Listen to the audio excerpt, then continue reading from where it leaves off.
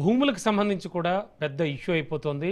Of course 22A సంబంధించి కూడా చాలా నానా రచ్చ జరుగుతోంది. సో ఈ విషయానికి సంబంధించి మనం ఇవాళ మాట్లాడుతున్నాం.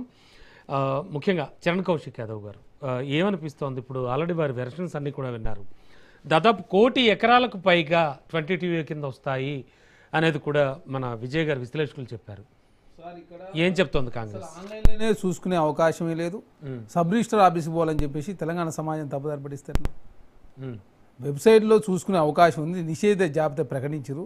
జిల్లాల వారిగా, మండలాల వారిగా, గ్రామాల వారిగా ఏ భూమి ఏ నిషేధ జాబితా చాలా స్పష్టంగా ప్రకటించారు.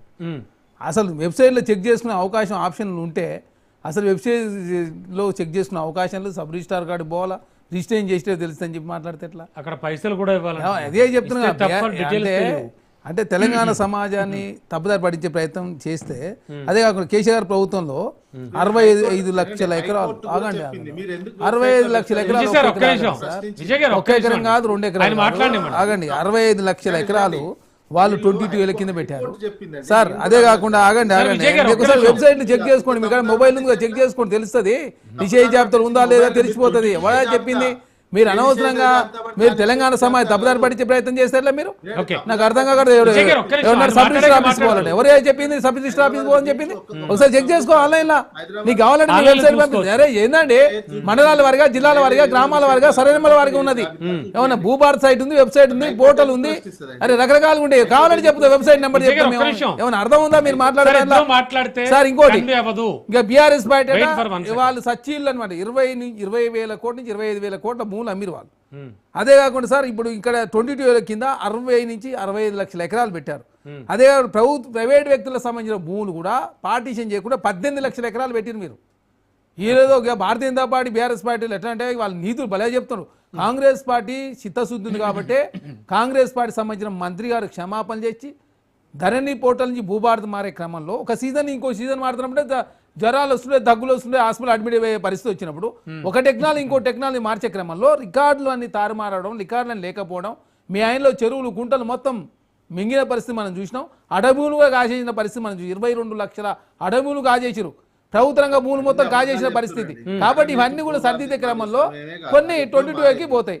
దానికి ఏదో వీళ్ళు ఎట్ట మాట్లాడుతున్నారు బీఆర్ఎస్ పార్టీ, వాళ్ళంతా సచ్చిలు ఎవరు లేనట్టు, వాళ్ళు భూములే అమ్మనట్టు, వాళ్ళ ఆయనలో అప్లై జరగనట్టు. కానీ సామాన్య ప్రజలు కూడా 22A బాధితులు ముందుకొచ్చి మాట్లాడుతూ, దయచేసి అర్థం చేసుకో, అన్ని సర్దిద్దా ఉన్నారు. ఎవ్వరు కూడా ఇబ్బంది రిజిస్ట్రేషన్ చేసుకునే వాళ్ళకి అత్యవసరం ఉంటే ఇమీడియట్లీ సబ్ రిజిస్ట్రార్కి పెడితే వాళ్ళు త్వరగా దాన్ని సెటరేట్ చేసి రిజిస్ట్రేషన్ చేస్తా ఉన్నారు. అదే కాకుండా ఇక్కడ ఏదైతే ఆగండి, ఇక్కడ ఏదైతే నాకు అర్థం కాదు లేదా మరి బాబు అబద్ధాలు మాట్లాడతావు, నువ్వు అబద్ధాలు మాట్లాడతావు. వెబ్సైట్ ఓపెన్ చేసి దమ్ముంటా నీకు వచ్చే కూర్చొని మాట్లాడతావు. నేను పేద తెలుగులో నీ ఒక్కరే ఉన్నారు, తెలుగులో కూర్చోని కనబడుతుంది మీకు బాగానే ఉంది. కానీ మరే ఉంది వెబ్సైట్ ఓపెన్ చేసి దమ్ముంటా నీకు ఒట్టినే వచ్చి కూర్చొని వరుతావు. ఒట్టినే ఏమన్నా అర్థం లేకుండా పడదలు ఎవరు మాట్లాడతావు, మరి పిచ్చి మాట్లాడి బాగా నువ్వు ఆపను మనం ఆపవని చెప్పాను. నాకు అర్థం ఇదో ఒక్కరే నాకు అర్థం కాదు.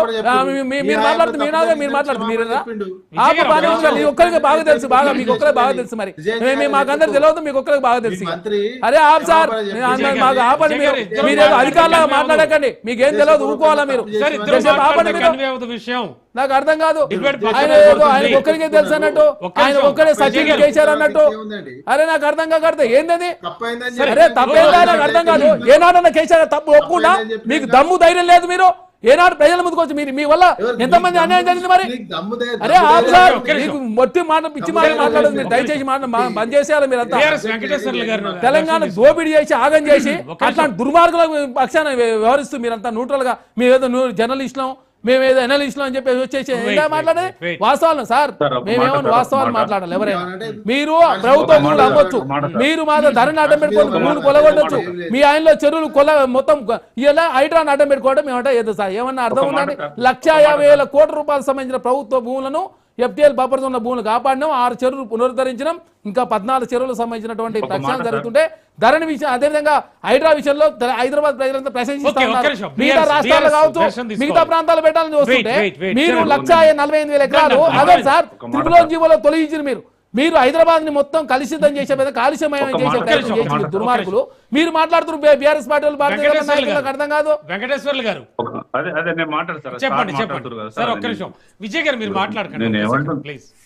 నేను ఏమంటున్నానంటే సార్, బీఆర్ఎస్ గవర్నమెంట్ 9